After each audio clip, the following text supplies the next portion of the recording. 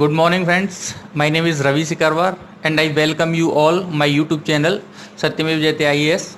Today we are going to discuss a new topic, that is vulture conservation program. I hope you all are doing great in your studies. So without any delay, let us start our today's topic. First of all, I will write the name of your coaching center, that is Satyamev Jayate IAS. Satyamev Jayate IAS, and today's topic name is vulture conservation program. In Hindi you can say गिद्ध संरक्षण परियोजना.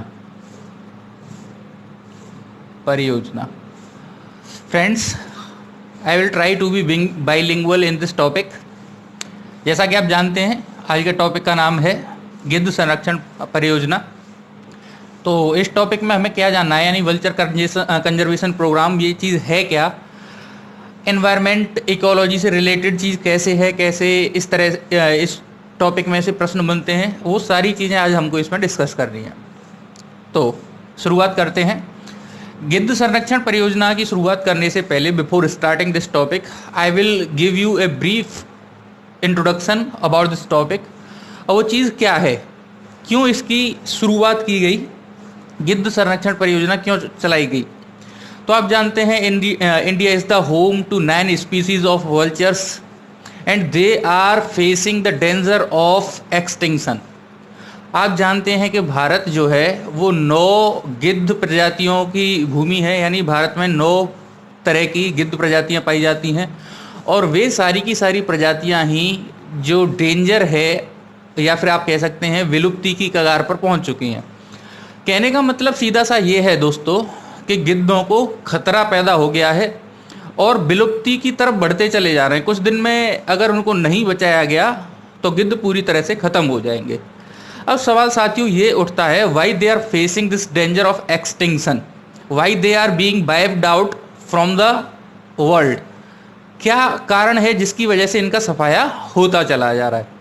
तो अब बात समझिए, मैं कह रहा हूँ कि 9 प्रजातियाँ हैं, और 9 प्रजातियाँ भारत में जो पाई जाती हैं वो लगभग सारी की सारी प्रजातियाँ विलुप्ति के कगार पर हैं. अब उनको बचाने की मुहिम क्यों शुरू की जा रही है, इनको खतरा किस चीज़ से है. तो खतरे की बात करें, गिद्धों को सबसे बड़ा खतरा है एक दवाई से, एक ड्रग से, that is diclofenac. This is the drug that is the main cause of danger of extinction of vultures from India. अब ध्यान से सुनिए, डिक्लोफेनिक है क्या चीज़. तो अगर बात करें डिक्लोफेनिक की, तो this is the anti inflammatory, या फिर आप ऐसा कहिए एंटी स्टेरॉयडल इन्फ्लेमेटरी ड्रग.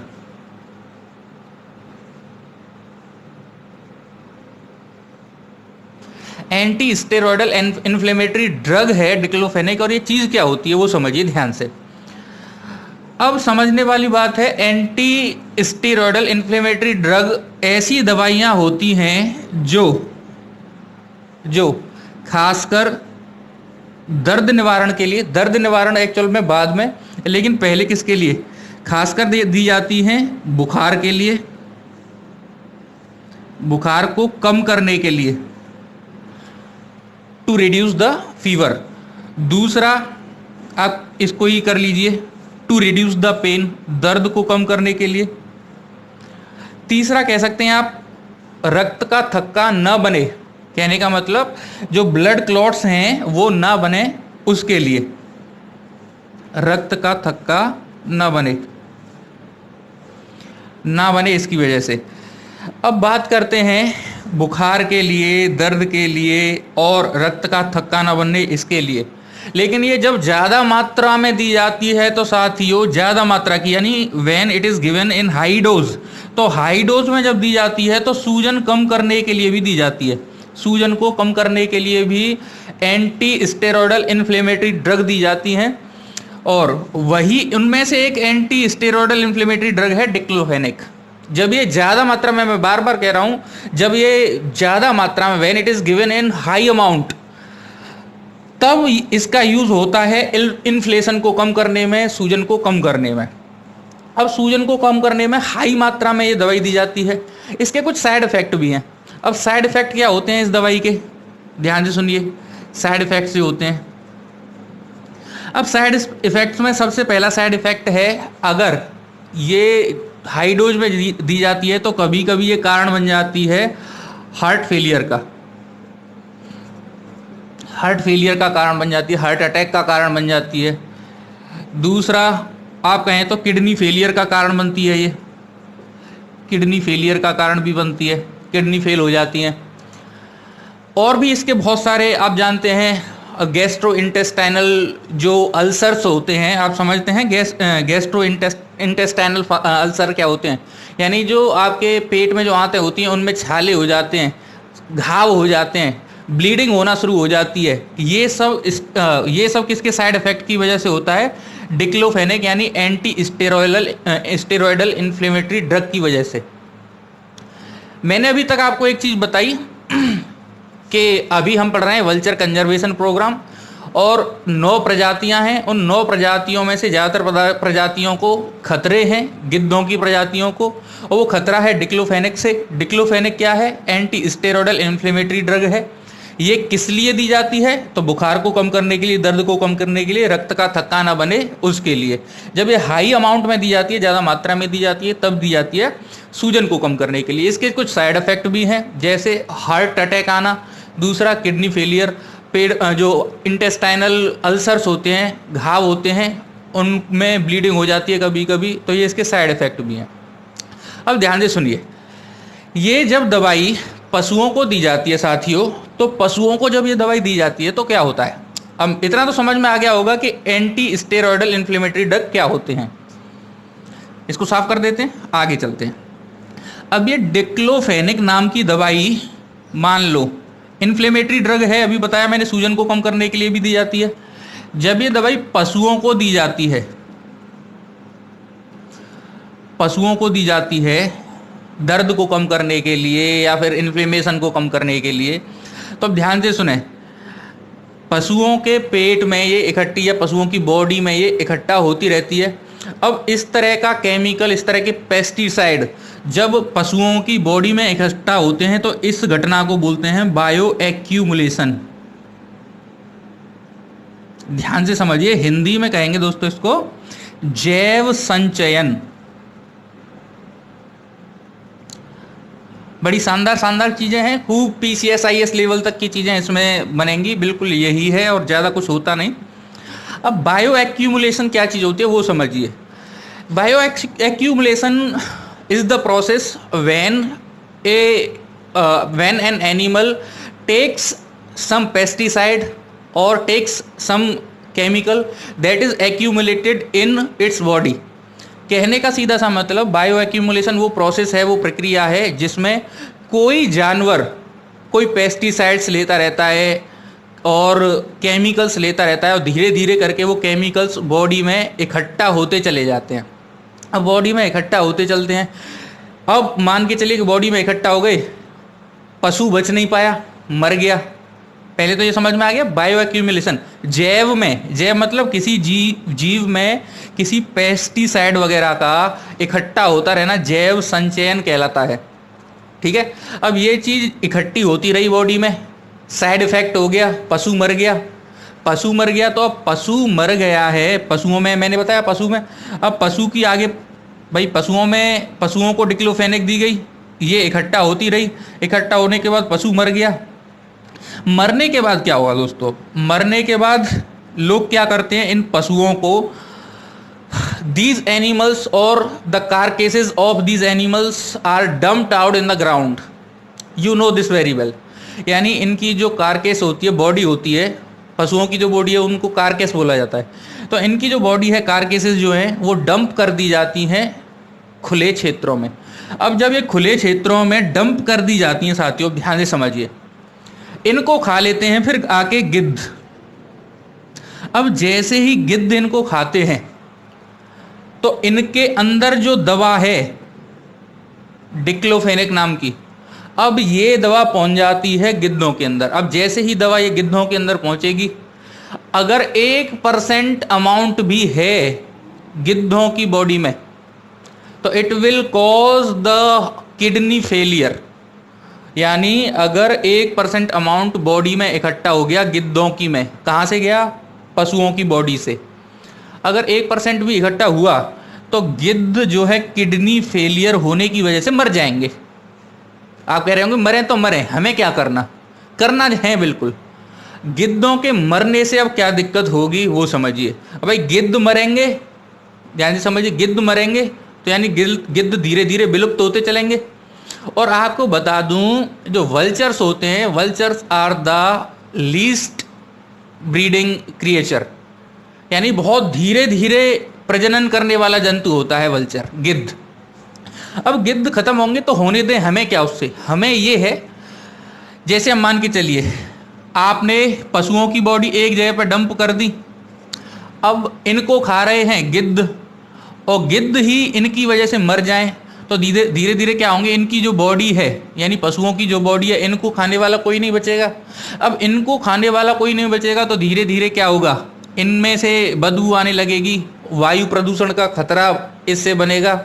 और सबसे बड़ी बात कि यहाँ पर जो है इस क्षेत्र में गंदगी बहुत ज़्यादा फैल जाएगी अगर इनको नहीं किसी के द्वारा खाया गया तो कुल मिला के आप कह सकते हैं वायु प्रदूषण होगा, नई नई बीमारियाँ होंगी, मनुष्य प्रभावित होगा, अन्य जीव जंतु भी प्रभावित होंगे, तो कुल मिला के पर्यावरण में असंतुलन पैदा होगा।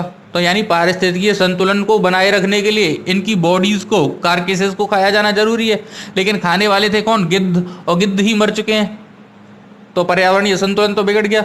और सबसे बड़ी बात यह है कि जो भी धरती पर मौजूद जीव जंतु हैं उनकी अगर विलुप्ति होती है तो पर्यावरणीय असंतुलन होता ही है, ये तो निश्चित सी बात है। तो हम कुल मिला के दे सकते हैं कि गिद्धों को बचाया जाना बहुत ज़रूरी है, पर्यावरण का संतुलन बना रहे इसकी वजह से। उम्मीद है इतनी बात आपको समझ में आई होगी। अब इतनी बात अगर आपको समझ में आई है तो हमें ये समझना चाहिए कि अगर इनको बचाना ज़रूरी है तो क्या इनको बचाया जा रहा है? तो अब वो समझते हैं। बिल्कुल, अब इनको बचाया जा रहा है, भारत सरकार द्वारा कुछ कदम उठाए जा रहे हैं। अब कदम में आपको कुछ सोचना नहीं है, देखिए ऐसा आपको कुछ रटना नहीं होता। टीचिंग की सबसे अच्छी बात यह है कि आपको कुछ बहुत ज़्यादा सोचना नहीं है। अगर आपका कॉन्सेप्ट क्लियर है तो आप उसी में सोचते चलेंगे। जैसे मैंने देखा, पहली चीज़ तो मैंने बताई कि वल्चर्स को दिक्कत हो रही है किसकी वजह से? डिक्लोफेनेक की वजह से। अब डिक्लोफेनेक की वजह से दिक्कत हो रही है गिद्धों को, और हमें ये भी पता चल गया कि गिद्धों को बचाना भी ज़रूरी है। तो अब कैसे कैसे बचाया जा सकता है? आप सीधे सीधे कह सकते हैं, आपके दिमाग में आइडिया हो रहा होगा, सर ऐसा करिए, डिक्लोफेनेक नाम की जो दवाई है उसको बंद करवा दो। बिल्कुल, तो डिक्लोफेनेक पे 2008 में प्रतिबंध लगा दिया, लेकिन इसकी जगह पे दूसरी एक और दवाई बिल्कुल इसी तरह की एक और दवाई आ गई, क्योंकि भाई हमें ये तो पता है कि अगर ये ख़त्म कर देंगे तो पशुओं को कोई ना कोई दवाई तो ज़रूर देनी पड़ेगी, और इन्फ्लेमेटरी ड्रग ही होना चाहिए, नॉन स्टीरॉयडल भी होना चाहिए, तभी तो वो सारे कामों में यूज़ होगी। हाँ, लेकिन इतना कर सकते हैं कि ऐसा ना हो कि पशुओं में किडनी फेलियर ज़्यादा हो, हार्ट अटैक की दिक्कत हो। मनुष्यों को भी दी जाती हैं ऐसी दवाइयाँ, ऐसी बात नहीं है। 2008 में लेकिन इस दवा पे प्रतिबंध लगा दिया। बिल्कुल, जो आप सोच रहे थे कि डिक्लोफेनेक की वजह से दिक्कत है, तो 2008 में इस दवा पे प्रतिबंध लगा दिया गया।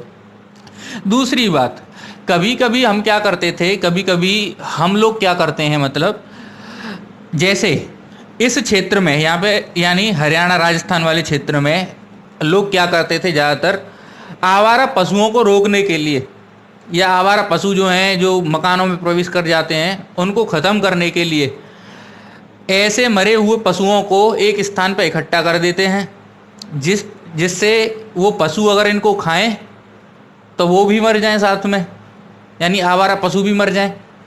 इनके लिए भी ये इकट्ठा करे जा रहे थे, लेकिन अब बड़ी समस्या पैदा हो गई। अब समस्या पैदा हुई है हमारे द्वारा, तो इसको ख़त्म करना ज़रूरी था। तो कुल मिला के देखिए, अगर मैं इसमें रखूं कि और किसकी वजह से गिद्ध मर रहे थे, यानी हम लोग क्या कर रहे थे, बॉडीज़ को किसकी बॉडीज़ को? जानवर की बॉडीज़ को, जिसको कारकेस कह रहे हैं। जो जानवर की जो बॉडीज़ हैं, those are wiped out, sorry those are thrown by the people. अब ये अगर डंप्ड कर दिए गए हैं, these are dumped in the ground, in that case the stray animals will eat them. और स्ट्रे एनिमल्स जो हैं, जो आवारा पशु हैं, उनके साथ साथ the vultures will also feed on them. अगर they will feed on them तो दे विल ऑल्सो डाई। अगर वो भी इनको खाएंगे तो वो भी मरेंगे। पशु तो मरेंगे ही मरेंगे, गिद्ध भी मरेंगे। समझ में आ रही है ना? तो अब दूसरी बात कह रहे हैं कि भाई हम लोगों के द्वारा जो इस तरह से फेंके जाते हैं जानवर, उनको डंप नहीं करना चाहिए। अब डंप नहीं करना चाहिए तो क्या? वन विभाग ने सोचा कि भाई आदमी के द्वारा जो डंप करे जा रहे हैं जीव जंतु या फिर पशुओं के शव, उनको ऐसा करिए जलाना शुरू कर दो। अगर इनको जलाना शुरू कर देते हैं, इफ दीज आर क्रीमेट, तो क्या होगा? जलाने से सीधे सीधे ये मरेंगे, ये मरेंगे मतलब पशु जो मरे हुए हैं उनकी राख बन जाएगी। लेकिन जो गिद्धों के लिए खाना है फिर वो कहाँ से आएगा? बात समझ में आ रही है ना भाई? अगर हमने पशुओं को जला दिया, खुले में नहीं फेंका, तो सीधी सी बात है, अगर वो दवाई से नहीं मर रहे हैं तो भूख से मर जाएंगे। They will die from die of starvation, sorry. तो स्टारवेशन यानी भुखमरी से न मरे तो क्या करना है? हमें फेंकना तो पड़ेगा। तो सबसे पहली कंडीशन तो यही अच्छा है कि ऐसी दवाई पे प्रतिबंध लगाओ जो पशुओं की बॉडी में नुकसान न पहुंचाए। तो पहली कंडीशन 2008 में जो हमने शुरुआत की कि डिक्लोफेनेक पे प्रतिबंध लगा दो। एक उपाय ये भी किया वन विभाग ने कि जो खुले में जंतु फेंके जा रहे थे उनको जलाना शुरू कर दिया, लेकिन उससे तो दिक्कत ही हुई, भुखमरी से मरने लग गए फिर गिद्ध। लेकिन तीसरा एक कारगर उपाय क्या है? 2001 में हरियाणा के पिंजौर में एक वल्चर केयर सेंटर खोला गया है। Vulture care centre, vulture care centre खोला गया है। अब अच्छी बात यह है, letter in 2004 it is upgraded as VCBC, Vulture Conservation and Breeding Center, यानी VCBC। क्या कहना चाह रहा हूँ? 2001 में इनका संरक्षण करने के लिए, इनका मतलब गिद्धों का संरक्षण करने के लिए हरियाणा के पिंजौर में 2001 में वल्चर केयर सेंटर बनाया गया, जिसको बाद में 2004 में अपग्रेड कर दिया, और अपग्रेड करके अब ये बन गया है vulture conservation and breeding centre, VCBC। I hope you are getting this properly. अब VCBC जो है दोस्तों, vulture conservation and breeding centre, इसमें गिद्धों का संरक्षण किया जा रहा है। मैंने अभी आपको बताया कि गिद्ध जो है वो धीरे धीरे प्रजनन करने वाली प्रजाति है। हालांकि इसका अच्छा रिस्पॉन्स आ रहा है। 2019 में एक रिपोर्ट आई कि अब गिद्धों की संख्या बढ़ के 700 तक पहुंच गई है, दोबारा से सुधार हो रहा है। लेकिन अब ध्यान से सुने, 9 प्रजातियों में से एक, जैसे आपका वाइट बैग्ड वल्चर, आप बात करें एक स्लेंडर बिल्ड वल्चर, तीसरा बात करें लॉन्ग बिल्ड वल्चर। अब ध्यान से समझिए, 9 प्रजातियों में से 3 प्रजातियां ऐसी हैं that are directly regulated, sorry this is not NHBS, this is BNHS, that is Bombay Natural History Society, Bombay Natural History Society. साथियों, ये 3 प्रजातियां ऐसी हैं जिनको BNHS यानी बॉम्बे नेचुरल हिस्ट्री सोसाइटी सीधे सीधे एडमिनिस्ट्रेट कर रहा है। इसके अलावा बहुत सारी परियोजनाएं और भी हैं, जैसे 9 राज्यों में गिद्धों को संरक्षण देने के लिए कुछ प्रोग्राम चलाए जा रहे हैं। तो कुल मिला के ये बहुत सारे प्रोग्राम, जैसे 2008 में ये दवा पे प्रतिबंध लगाना, फिर दोबारा से ये जो कारकेस हैं उनको जलाने के लिए कह देना, 2001 में पिंजौर में ये सारी चीज़ें, 2014 में अपग्रेडेशन, खासकर 3 चीज़ों को, बिकॉज दीज आर आप कह सकते हैं दीज आर क्रिटिकली इंडेंजर्ड, यानी अति संकटग्रस्त में आ गई हैं ये 3 क्रिटिकली एंडेंजर्ड हैं, जिसकी वजह से बॉम्बे नेचुरल हिस्ट्री सोसाइटी द्वारा इसको एडमिनिस्ट्रेट किया जा रहा है। तो साथियों, ये कुछ प्रोग्राम था, कुछ परियोजना थी, कुछ इससे संबंधित टॉपिक था जिसको गिद्ध संरक्षण परियोजना बोल रहे हैं। उम्मीद है आपको ये टॉपिक समझ में आया होगा। आई hope you will like this topic. If you like this video, please share this video, comment and subscribe our channel. So that is all for today. Thank you very much. See you tomorrow. Have a nice day.